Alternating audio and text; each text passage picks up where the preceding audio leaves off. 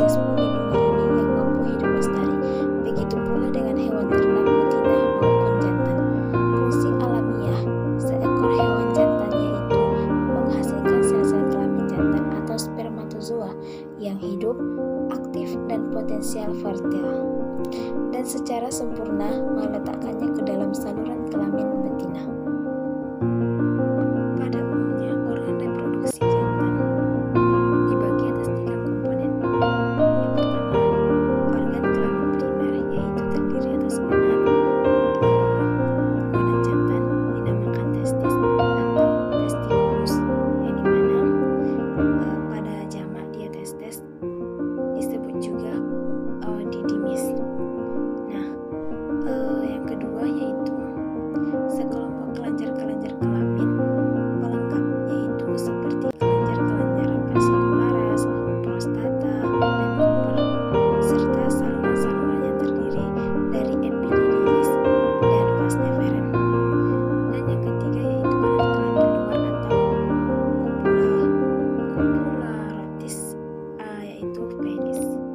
Yang pertama yaitu testes atau gonad atau testikular, yang dimana testes ini mempunyai bentuk bulat panjang dengan sumbu memanjang ke arah vertikal.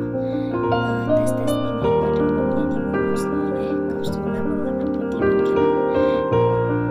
putih mengkilat yang disebut dengan albuminnya.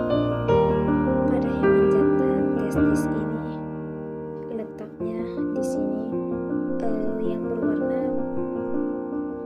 pink disebut dengan testes atau testis, yang dimana berfungsi sebagai penghasil sel benih jantan atau spermatozoa, dan sebagai penghasil hormon jantan androgen dan testosteron. Yang kedua yaitu kelenjar dan saluran yang terdapat pada sapi jantan, seperti epididymis yang merupakan pita panjang dan berkelok-kelok yang merupakan penghubung antara vas diferensiasi pada testis dengan ductus deferens. Adapun fungsi dari epididymis yaitu sebagai alat transportasi, yang dimana pada masa spermatozoa dialirkan dari multitestes ke dalam ductus deferens karena tekanan cairan dan jumlah sperma dalam testes yang secara tetap bertambah.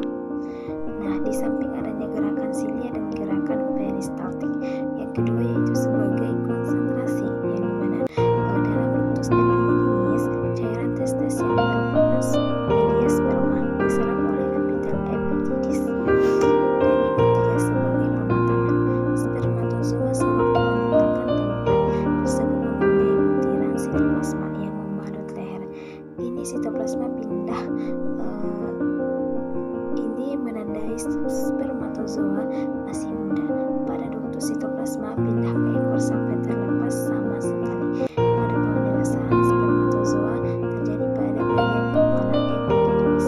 Dan yang keempat yaitu sebagai penyimpanan sperma, yaitu bagian ekor dan dapat tahan selama 60 hari kalau ductus epididymis diikat. Berikut ini adalah tampilan dari epididymis yang apabila kita lihat seperti pada gambar, ada bagian kepala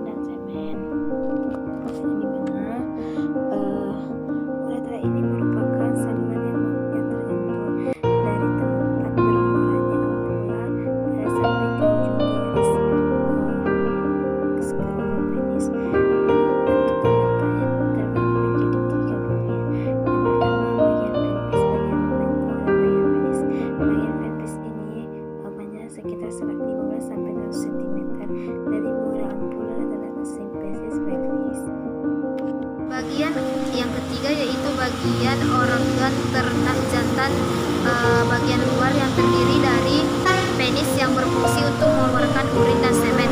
Dan selain penis, ada juga terdapat pelindung yang dimana terdiri dari skrotum dan prepucium. Adapun pembahasan selanjutnya yang saya akan bahas itu adalah organ reproduksi betina pada ternak ruminansia, yang dimana adapun bagian organ reproduksi betina pada ruminansia yaitu ada gonad atau ovarium yang berfungsi menghasilkan ovum atau sel telur dan menghasilkan hormon reproduksi. Bagian organ reproduksi betina yang kedua yaitu ada saluran reproduksi, yang dimana terdiri dari pembiduk atau tuba yang berfungsi menerima sel telur yang diovulasi dari ovarium dan menerima spermatozoa dari uterus. Selain tuba falopis, saluran reproduksi pada betina yang kedua yaitu uterus, yang terdiri dari satu korpus dan dua kornea yang berfungsi untuk mematangkan spermatozoa yang dihasilkan dari cairan pada saat estrus dan untuk pertumbuhan embrio. Bagian selanjutnya yaitu cervix yang berfungsi untuk menutupi lumen uterus, yang dimana untuk tidak memungkinkan masuknya rening mikro atau makro ya ke dalam uterus. Dan yang terakhir yaitu vagina sebagai tempat atau alat kopulasi, yang dimana untuk tempat dideposisikannya sperma. Bagian organ reproduksi betina yang ketiga yaitu bagian luar yang terdiri dari klitoris dan vulva. Secara etimologis, klitoris homolog dengan penis dan vulva dengan skrotum. Pembahasan yang selanjutnya itu pembahasan siklus bihari atau estrus, yang dimana bihari merupakan saat di mana hewan betina bersedia menerima hewan jantan untuk dipopulasi, yang terjadi selama 4 fase. Pertama, fase proestrus adalah fase persiapan yang terjadi selama 2-3 hari. Fase persiapan ini memiliki gejala-gejala yang timbul yang terlihat berupa tingkah laku atau gejala gelisah dan diam, perubahan alat-alat reproduksi yaitu seperti peningkatan aliran darah. Fase yang kedua yaitu fase estrus, yang dimana fase estrus ini adalah fase setelah proestrus yang terjadi pada hewan betina mau menerima hewan pejantan untuk dikopulasi, yang terjadi selama 6-30 jam. Tanda-tanda estrus yaitu gelisah, nafsu makan menurun, dan apabila didekati pejantan tidak lari. Dan yang ketiga itu fase mid-estrus, adalah fase yang terjadi setelah estrus selesai selama 1-2 hari. Tanda-tanda masih terdapat tanda estrus sehingga sukar dibedakan dan betina telah menolak pejantan untuk kopulasi. Yang terakhir yaitu fase diestrus, adalah fase yang ditandai oleh tidak adanya kepentingan yang terjadi selama 16-19 hari. Tanda-tanda tidak ada aktivitas kelamin dan hewan menjadi tenang. Yaitu tentang hormon reproduksi. Apa sih hormon itu? Hormon itu adalah suatu zat organik yang diproduksi oleh sel-sel khusus dalam tubuh. Berdasarkan cara kerja hormon dibagi menjadi 2, yaitu hormon primer dan hormon reproduksi sekunder. Sedangkan menurut susunan kimia, hormon dibagi menjadi 3, yaitu ada hormon protein, hormon steroid, hormon asam lemak. Yang dimana mekanisme kerja pada hormon protein terdiri dari molekul besar dan hormon tidak masuk dalam sel target, sedangkan hormon steroid terdiri dari molekul kecil dan hormon masuk ke dalam sel target. Pada reproduksi, kelenjar hormon terdiri dari yang pertama yaitu hormon hipotalamus yang berfungsi menerima informasi dari indera, mengintegritaskan dan membagikan serta menyerukan ke alat yang berkepentingan. Hormon hipotalamus terdiri dari oksitosin, ADH, FSH, dan TRH. Yang kedua itu hipofisa, berfungsi mengatur hampir seluruh mekanisme biologi dalam tubuh, dan mekanisme tersebut dapat menyelamatkan makhluk hidup. Hipofisis merasakan sel saraf terdiri dari 2 bagian, yaitu neurohipofisa dan adenohipofisa. Yang selanjutnya yaitu hormon estrogen, berfungsi sebagai mengelola alat kelamin betina, sifat keibuan, kepentingan, kontraksi uterus dan relaksasi serviks. Yang terakhir hormon progesteron, berfungsi